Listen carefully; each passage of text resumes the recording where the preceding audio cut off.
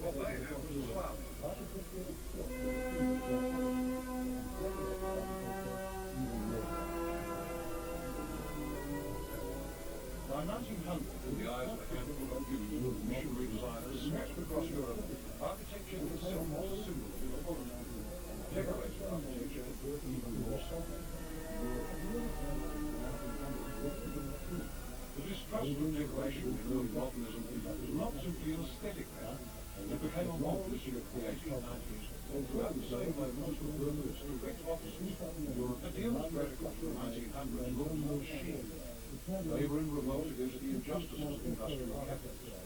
But they wanted technology to reform culture. They saw themselves as social engineers. Two such men were Mario Capone and Antonio Sandelia, Italians who wrote the Futurist Manifesto of Architecture in 1940. We are no longer the men of the cathedrals, palaces, the assembly halls, but big hotels, railway stations, immense roads, colossal halls, covered markets, brilliant lit galleries, freeways, demolition and rebuilding schemes. We must invent and build the futurist city, dynamic northern parts, and the futurist hubs, not like sheep. These were green cities, paper architecture that nobody expected to build. And Sandelia was killed during the First World War in 1938 before he could build anything. He was pitched the imagery of concrete cliffs and flyovers that would dominate architecture and science fiction for another 14 years. And his speculative passion was shared by architects in other countries, including Soviet Russia after 1917, where constructivist designers like Melnikov, Rodchenko and Leonidov imagined vast community centers, all social condensers, calluses of the people, all based on the machine.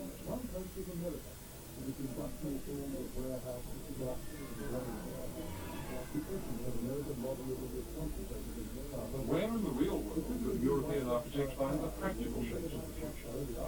One place was America, with its industrial forms of warehouse, dock, and grain elevator. The essence of American modernism was concentrated in Chicago. The city had been wiped out by a fire in the 1870s, and so the architects of Chicago got what their European colleagues could only dream of, a clean slate. There was no city plan. The nature of American business took care of that. Grab the block, screw the neighbors. But a new principle of building emerged from the chaotic growth of Chicago. Skeleton construction instead of load-bearing brick or masonry walls. The steel frame took the load, and the walls became light panels or opened out into glass. Because they weighed less, buildings could go higher. This was known as the Chicago style, and its master was Louis Sullivan, the first great Following the American idea, we believe because architecture is not enough for the religion, and that religion by the power of democracy.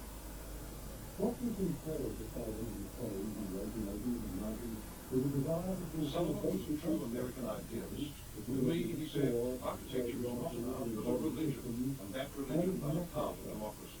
What this entailed for Sullivan and his colleagues in the 1880s and 90s was a desire to fulfill both the abstract side of building, its ability to soar, to display geometry, to embody systems, and its natural side, the poetic rhythms, organic gracelands, and forms, the verticals of aspiration, the horizontals of the progress prayer. It was a structural bridge that later modern architecture would be derived. For the first time, the whole centre of a large city was rebuilt in terms of a new style. But it was not from Sullivan's walls, but from his structural grid that later modern architecture would be derived. The last major project that we had a chance to do. Sullivan's Auditorium building was finished in 1899. And in the same year, he began the Carson Peary Scott store, the last major project that he would have a chance to do. Structures like this one have come to be seen as talismans, the rudiments of a new world of design and construction. And although the typical European architecture is practically the idea behind it has already been tried out in Europe for decades before, and it brings the great architecture back to the revolution. And although official European architects distrusted the grid, the idea behind it had already been tried out in Europe several decades before. And it grew straight out of the Industrial Revolution. The European resistance to the lessons of Chicago was partly due to its use of industrial materials. The basic one was metal. By using its structure, it was concrete reinforced with steel rods and cables. Engineers have used it, but the first architect to use it expressively for something other than an airship hangar or a bridge was the German Max Baer, who built the Centenary Hall in Breslau in 1912, a vast red dome covering 21,000 square feet, 4 times the area of the dome of St. Peter's. When the concrete set, the workmen refused to pull away the wooden molds because they were scared it would collapse, and Berg had to start tearing them down himself. But the hall is still there. However, the supreme material of Utopia was sheet glass.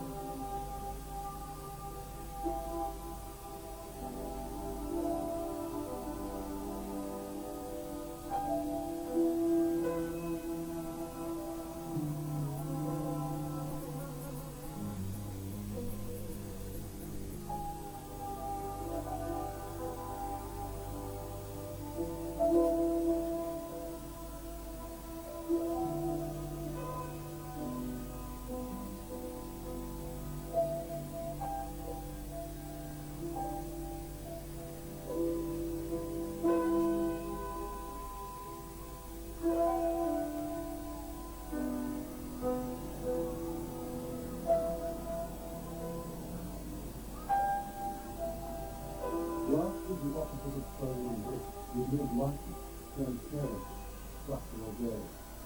Glass is the essence of the skyscraper, and the skyscraper is becoming the essence of the modern city. And clean buildings. Glass was the opposite of stone and brick. It meant lightness, transparency, structural depth. Glass was the essence of the skyscraper, and the skyscraper has become the essence of the modern city. A thin film hung on a steel skeleton. No more load-bearing walls. 60 years later, this is the face of every corporation. The glass box, the all-over grid of spandrels and motives, But the ones who did the this curtain acquire wall. a great moral importance in modern architecture. The chief architect of glass was a German, Ludwig Mies van der Rohe. He didn't put up many buildings, but the ones he did build acquired a great moral importance in modern architecture. Straight lines, clear thought, and extreme For refinement. decades, buildings like his apartments on Lakeshore Drive in Chicago have been considered the epitome of reason. They were actually safe, absolutely not clear. But Mies loved the idea Straight of lines, clear thought, and extreme refinement of proportion, detail, and material. Believing salvation through glass architecture. In this belief was almost They were acts of faith, absolute, austere. But Mies loved the idea of crystalline buildings, the pure prism.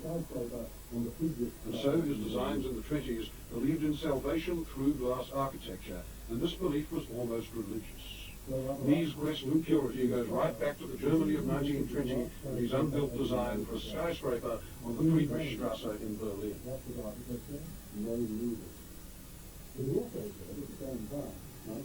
Though other architects were interested in towers, Mies invented the glass skyscraper as we know it today. Skin and bones, he said.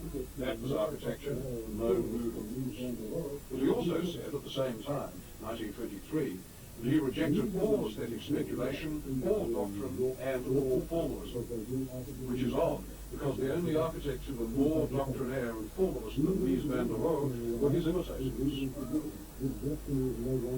Mies believed that his buildings, like the Seagram here in New York, were objective because they grew out of machine culture, mass production, prefabrication.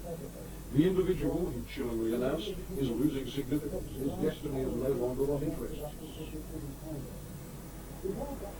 But for all his theorizing about machine culture, not one of these designs was ever successfully prefabricated. Why? Because he was a protectionist, because he designed tolerances that mass production simply couldn't handle. His whole background, after all, was involved with the tradition of craft, with the action of the hand upon fine, traditional materials. Now, he did that in a very quiet way, but he certainly wasn't prepared to give up that idea of beauty or to make any compromises upon it. And so when it came to designing the Seagram building, he could have used steel or aluminum for the cladding. But no, what He wanted was bronze, this dark satiny material, which gave him the play of shadow within. shadows that he wanted. As a result, the state was superb. But it was also fiendishly expensive and quite unrepeatable.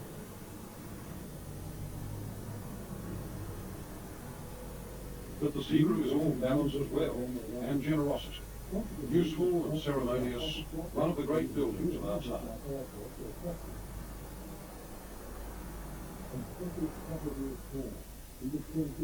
Mies wanted a universal grammar of architecture.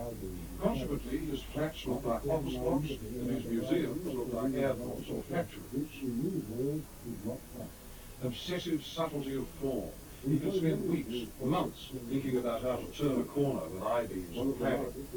But a certain naivety about the larger social meanings of architecture, which in Mies' world did not count. And so many of Mies' projects tend to look authoritarian. One of the largest is the Federal Center in Chicago, which today looks like an ultimate refinement of American corporate style. The big, chilly slabs grouped around an intimidating open space, an ideal blank table, which then gets a decorative ashtray in the form of a sculpture, in this case, a stable by Alexander Caldwell.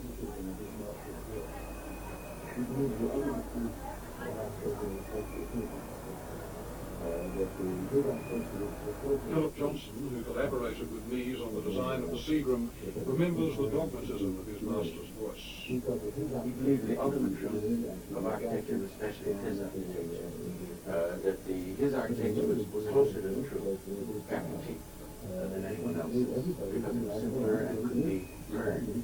He felt that his architecture could be learned and could be adapted on into the centuries.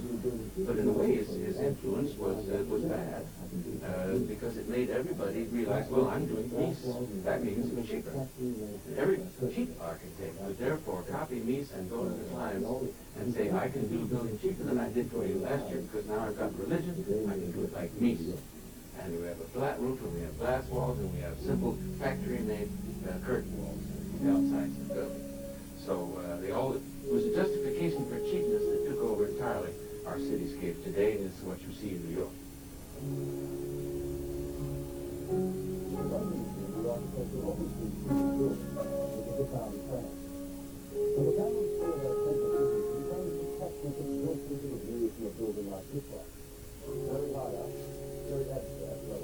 But the great image of the new architecture wasn't the single building, it was the town plan. And the planners saw their paper cities with the kind of detachment that's built into the view from a building like this one. Very high up, very abstract, rather like looking down on the drawing board, and somewhat nearer to God. What their projects had in common was an alarming obsession with social hygiene.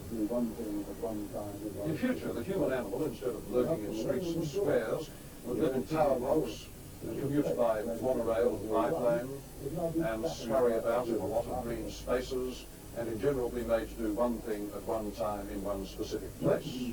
And thus the millennium would dawn, and the old cities of Europe, which had escaped the ravages of World War I, would now be flattened by idealist architects. Most of these utopian schemes fell somewhere between the suburb and the ziggurat, and most favoured the ziggurat. One motif recurs over and over, the tower blocks on a rectangular grid separated by patches of green space joined by superhomes.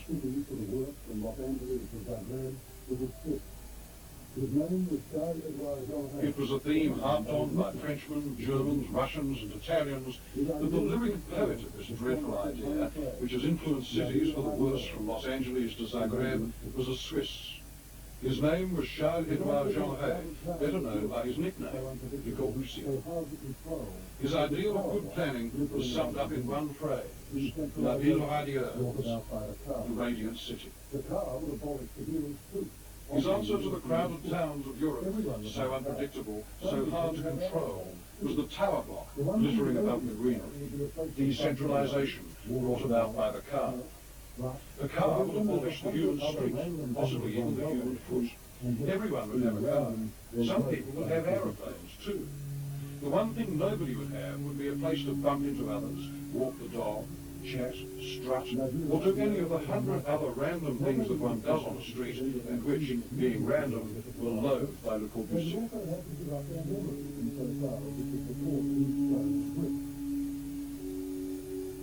La ville radieuse was a nightmare. Not only would its inhabitants surrender their freedom of movement to the omnipotent architect, they would also have to give up their memory insofar as it was recorded in stone and brick.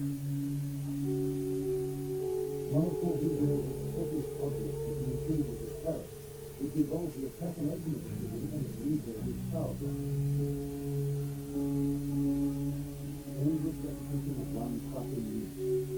One of Corbusier's obsessive projects was the improvement of Paris, which involved the assassination of the city and its rebirth as tower blocks. Endless repetition of one crushing news. People would be nothing more than cells in a mass transit system. His logic was Cartesian. He was French, after all. And the Platonic Cartesian absolutes were in his heart. And besides, they make wonderful perspectives and marvelous models how you would just wipe out the city of Paris. It was a delicious intellectual exercise. How serious he was about it, I don't believe for a minute. The people who were serious were determined. They were the bad ones. Because they not only believed, they built them.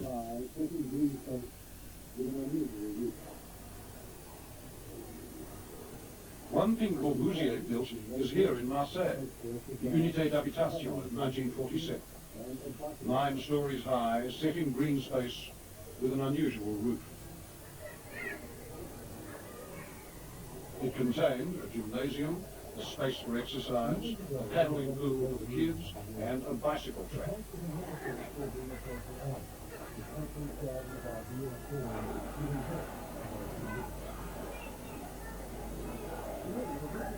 Even today, this is one of the great roofs of the world. The place is a metaphor of Corbu's social aims, the concrete garden of ideal form, giving health to those who live in it. To me, the roof of the Unité has a sadness approaching that of a Greek temple. Corbusier finished it after the Second World War, and almost 30 years after his celebrated descants on the Acropolis in his book Towards an Architecture. The Greeks on the Acropolis, he then wrote, set up buildings which are animated by a single thought, drawing the desolate landscape around them and gathering it into one composition. And thus, at every point on the horizon, the thought is singular.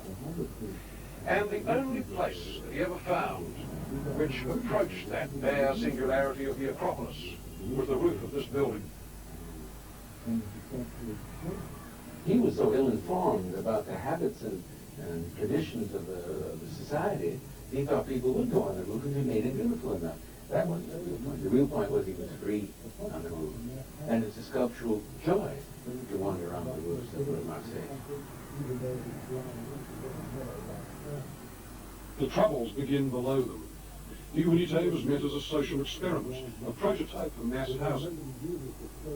There is still a rough nobility to this concrete, even though it is grimy and can never mellow like stone. The pilotis, or stilts, are a grand muscular shape, although nobody uses the space under them for anything, and the cars have to park in the green space. And as housing, the Unité has not been a success. Its emblem is the figure of Corbu's modular man, the distorted great-grandchild of Vitruvian man, and unintentionally a symbol of Corbusier's lofty disregard of real human needs. Privacy in the flats hardly exists. Many of the rooms are little more than cupboards.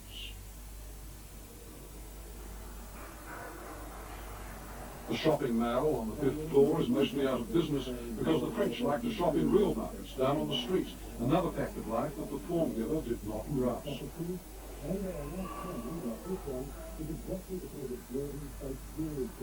Finally, nobody wanted those plain, morally elevating interiors with their paper lamps and craft rugs and slung chairs and cubist tapestries, and they are now crammed, like this one, with exactly the sort of gaudy, fake period furniture that Corbusier struggled against all his life. He could never understand why the French kept wanting it, but they did, and they still do. Corbusier only got one chance to build an ideal city. It was Chandigarh, the new capital of the Punjab, which Nehru asked him to design in 1950.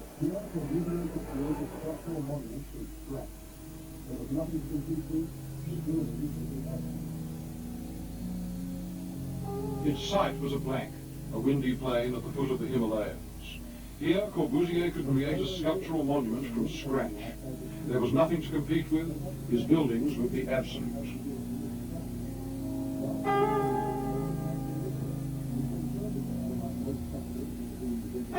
And so they were, except that they never came to life as a city. They have the passionate dignity and the uninhabitability of sculpture. But after 30 years, nobody wants to live there. And so Chandigarh, like most capitals that have been invented overnight by governments, is socially lifeless, elevating as an idea and depressing after the first 24 hours. Yet though he failed as a sociological architect, Corbusier was a great inventor of shapes, the Picasso of architecture. And his language was based on two systems of form which seemed utterly opposed, but were, in his eyes, similar. Classical Greek architecture in all its lucidity, and the clear analytic forms of machinery. He wanted to celebrate what he called the white world, the world of clarity and precision, of exact stucco and glass, of culture standing alone against the real world of muddle and clutter and compromise.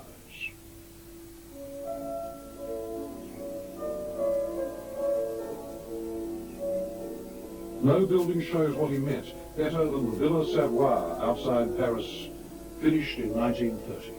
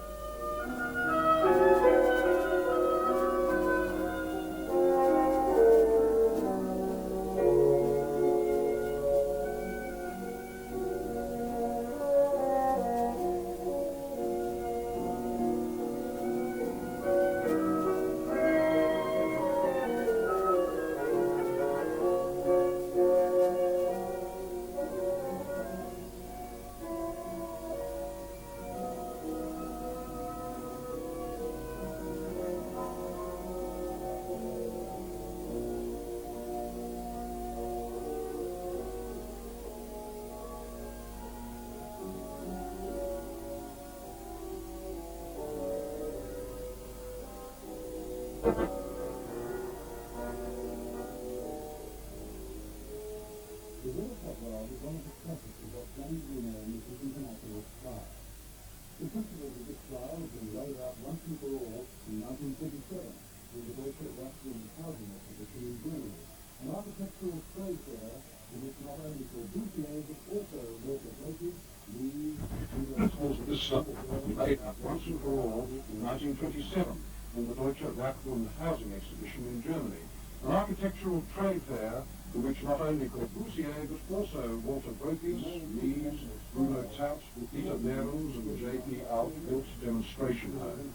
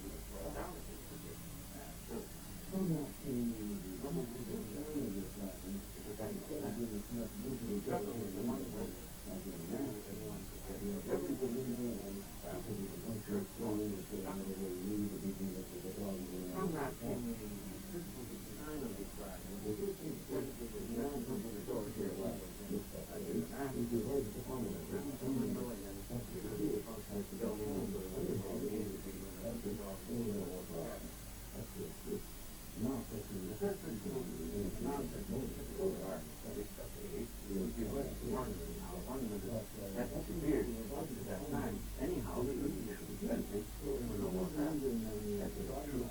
Now, of course, you got to teach them to imitate or hold on. The way to come back in. But that principle of avoidance of ornament would be easy to do. So if you don't believe in volume on that, you can't put cups on buildings in any angle like that. That doesn't work. But see, I think that kind of very well cut.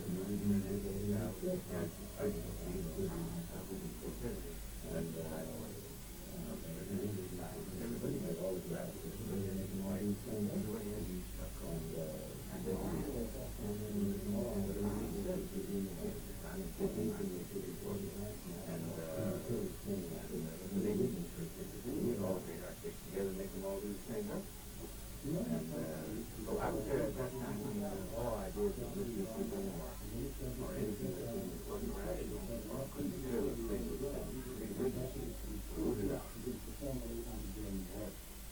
The main place from which this style emanates was the Bauhaus,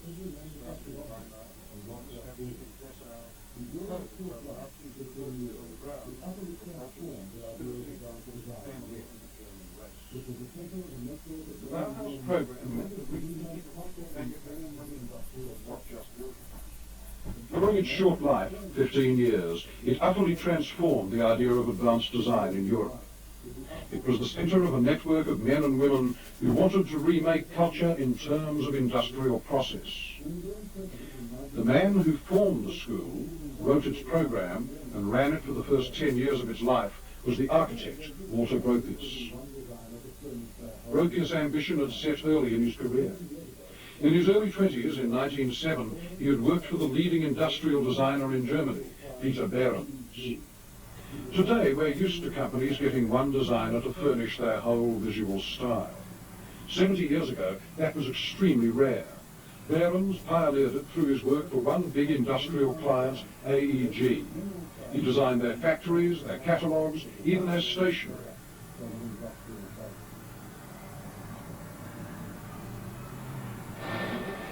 Behrens went as close as any man had gone to creating a general style of design aimed at mass production of a wide range of products from an industrial base. Now this point was not lost on Gropius. His major works before the Bauhaus were all industrial.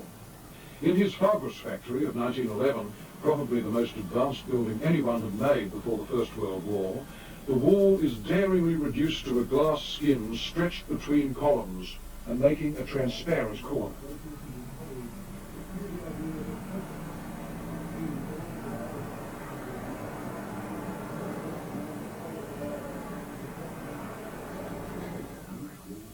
The Bauhaus enabled Gropius and his colleagues to pursue the idea of a total art, subsuming all the divided arts under a new technology. The first manifesto of the Bauhaus proclaimed, "Let us create a new guild of craftsmen, without the class distinctions which raise arrogant barriers between craftsmen and artists. Together let us conceive and build the new structure of the future, which will embrace architecture and painting and sculpture in one unity, and will rise one day towards heaven like the crystal symbol of a new faith." The Bauhaus view was that it was far harder to design a first-rate teapot than paint a second-rate painting. Later in his life, Walter Gropius explained the basic ideas of Bauhaus teaching. Everyone had to go through one of the craft workshops before he came into architecture. And some of them did not go into architecture. They stayed where they were in the painting workshop or whatever else it was. But any architect should have this basis, and I think we should have it today too. It is much too theoretical still. When you compare, for instance, the life of an architect today who is expected to sit in his studio and get everything out of his head on paper and specifications and so on, and then it's taken out of his hands and given into an army of workmen who have, so to speak, execute his will. And he is not permitted anymore to make any changes. And the workman is not permitted to add anything of himself.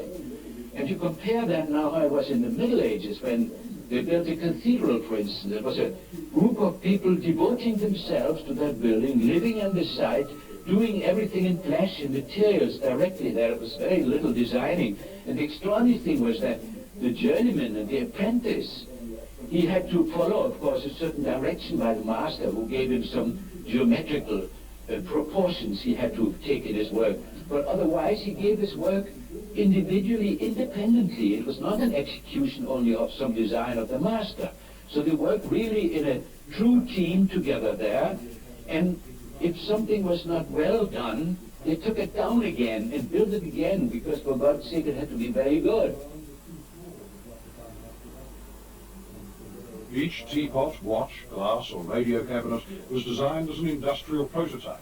It had to be mass-produced. But few of them actually were. The demand was too small to justify mass production, hence the rarity of Bauhaus objects today. They were too pure to be popular. This was especially true of the furniture. Almost all the radical new designs of chair, table or sofa were done by architects. Marcel Breuer inside the Bauhaus, Corbusier and Mies outside it. Their ideal and often uncomfortable chairs were all of a piece with constructivist painting. And they were meant to go with their buildings, to give the least possible interruption to the flow of space, to echo the machine roar. Some of them lived on into production to furnish the world's airports and corporate lobbies. But in their day, they were not popular.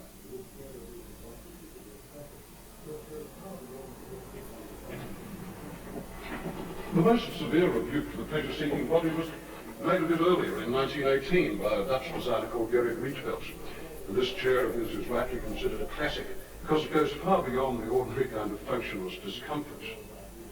The human body for which it was reputed to be made simply doesn't exist. And insofar as it ever was designed to accommodate a human bottom, that bottom is one of those platonic solids existing somewhere out in the ether in a world of ideal form but never made flesh. The fact about these designs of Rietveld's is that, august as they are not really furniture, they're sculpture. They're a three-dimensional development of two-dimensional pattern, the kind of pattern of grid and primary colours that formed the paintings of Mondrian, van Dersberg and the De Stiel group. De Stiel was Dutch for the style. Its leader was a painter and critic, Theo van Dersberg. As a group, it didn't last long, just a few years during and after the end of World War I. Nevertheless, the half-dozen artists and architects in the movement were very clear about their aims. After the slaughter of the Great War, they wanted to be international men, and art could supply the model for this frame of mind. Down with frontiers, up with the grid. A new world of lucidity would rise from the wreckage. No curved lines, Masonic rectitude. The Stiel was against the individual and for the collective and the universal.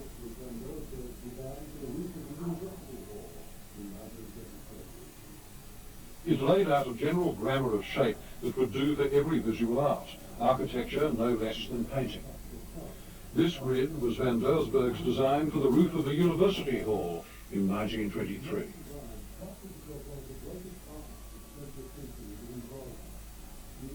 The program of De Stiel had no practical chance, since art cannot cure nationalism and manufacturers were not idealists. But its name survives partly because one of the greatest artists of the 20th century was involved with it. He was Piet Mondrian. This grave and diffident man was one of the last painters to believe that the conditions of human life could be changed by making pictures. For him, art was not an end in itself. It was a means towards an end. Mondrian was an intensely religious man. He had the world disclosed its underlying harmonies.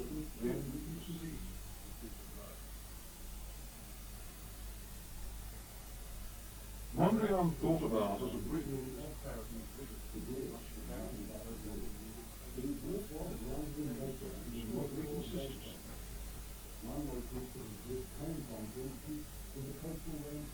We're apt to think of Mondrian as a purely abstract painter, the grid, nothing but the grid. But his work was grounded in nature and in metaphors based on nature. One motif that his grids came from, for instance, was the coastal landscape of Holland, the dunes and the sea. And the glitter of light on this flatness, the movement of the waves, became a pattern of crosses. And this crisscrossing field, with its points and twinkles of energy, became one of Mondrian's signs for all substance. It was the basis of his universal graphic.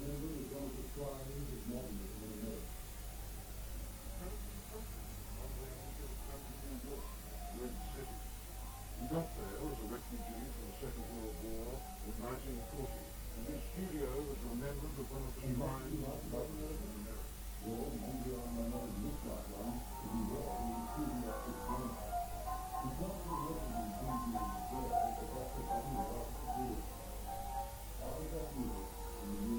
And what did he like about America?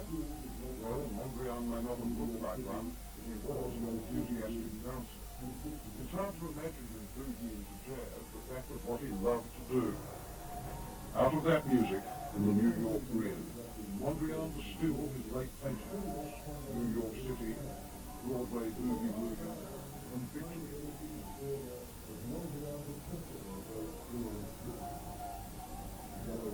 These paintings are not exactly metaphors of New York, still less can they be read as plans. But they are diagrams of the kind of energy and order that Mondrian detected in the great broad city. The yellow dips shuttling along their paths don't necessarily represent cabs, but once you have seen Broadway Boogie Woogie, the view from a skyscraper down into the streets is changed forever. And why should Mondrian's last paintings still move us, whereas the utopian city plans of the architects do not? Partly because the space of art is the ideal space of fiction. In it, things are not used and they never decay. You can never walk in a painting as you must imagine yourself walking in a street or a building. His paintings are incorruptible, the building blocks of a system that has no relationship at all to our bodies. Without respect for the body as it is and social memory as it stands, there is no such thing as a workable or humane architecture. And that's why a place like this, La Défense outside Paris, is experienced by everybody, including those who live in it, as a piece of social scar tissue. Gimmicky, condescending, alphabeel modernism. Stick them in concrete boxes and give them some concrete to play on, and then paint it all bright colours because that's what the kiddies like, and if the kiddies don't like it, let it right to the minister. That is why so many of the classics of utopian planning have turned out to look inhuman or absurd, and why they don't work, and why the social pretensions behind them seem to be so much hot air. After this, who believes in progress and perfectibility anymore? Who believes in master builders and form givers? That's right. You see, who are you? You don't believe in progress. But who does now believe in progress? There's still, I think those things have influenced the architecture more than anything else. I think the progress, the whole Bentham-ite every day and every way we're getting better and better theory is pretty well washed out. So there are these ways of we're anti-idealists now, anti-utopian, anti-pies in the sky, and we're very anxious to make our cities work the way they are, and grab and hold on to the best we can, which of course are far saner and more simple. The architectural historian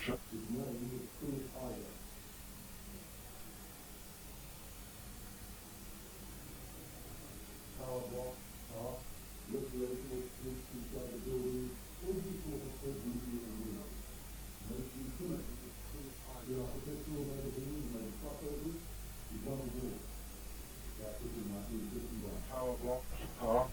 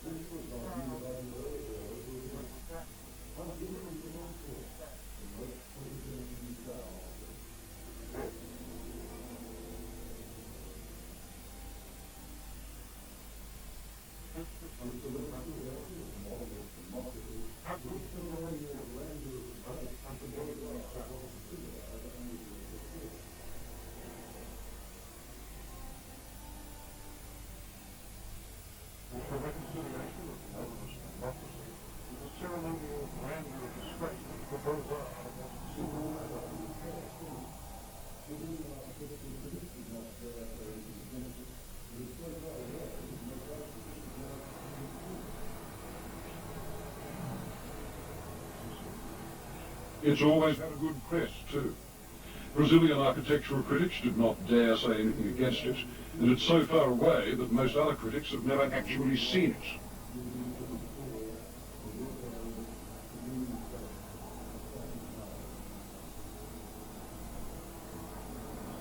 From the air, you can see the abstract categories of layouts, the big living blocks, the administrative core, the work areas, the green space, the crossing highways.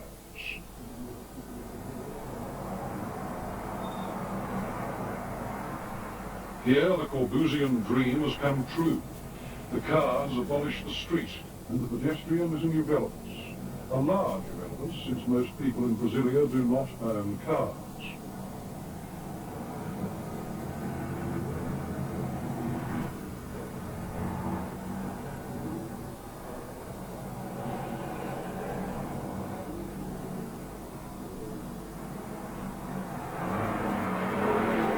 The reality is worse than anything that has been said about the place.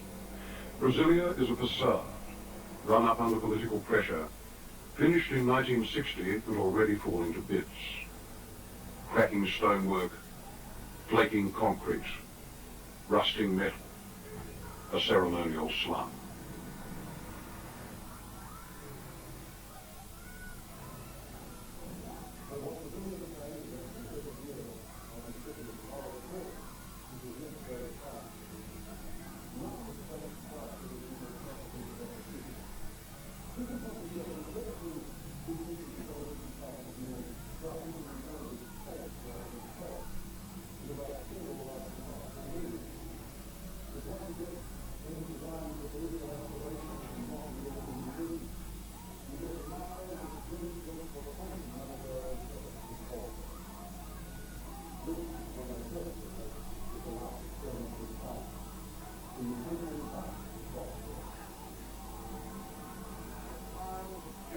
Platonic nowhere infested with Volkswagens.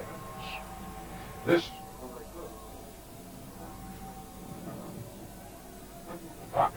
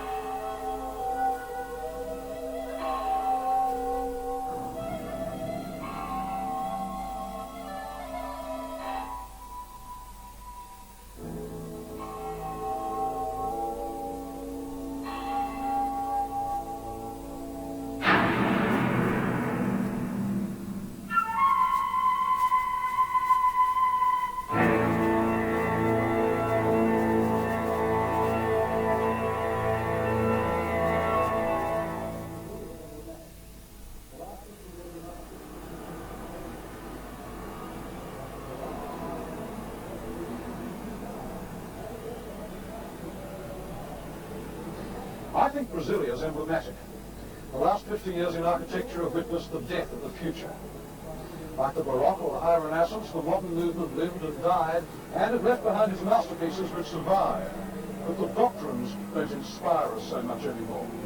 Now I think that people are always going to be moved and delighted by buildings like the Villa Savoye or the Seagram building here, and the Dais Chapel or other. The good is the paradise here on earth and construct working utopias. Cities are more complex than that, and perhaps without taking away human freedom. And its inherited contents, and memory is reality. About 50 flat was worth the trouble.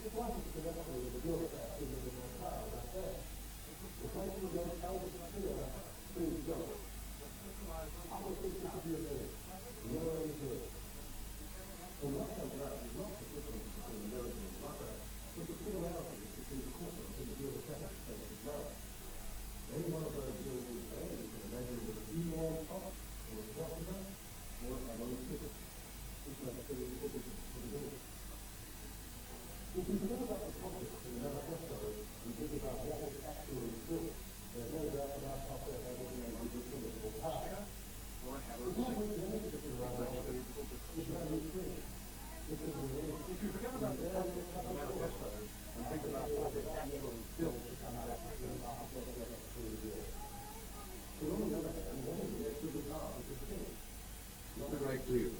Only one humane political work of art in the last 100 years has achieved something like permanent fame and wide effect.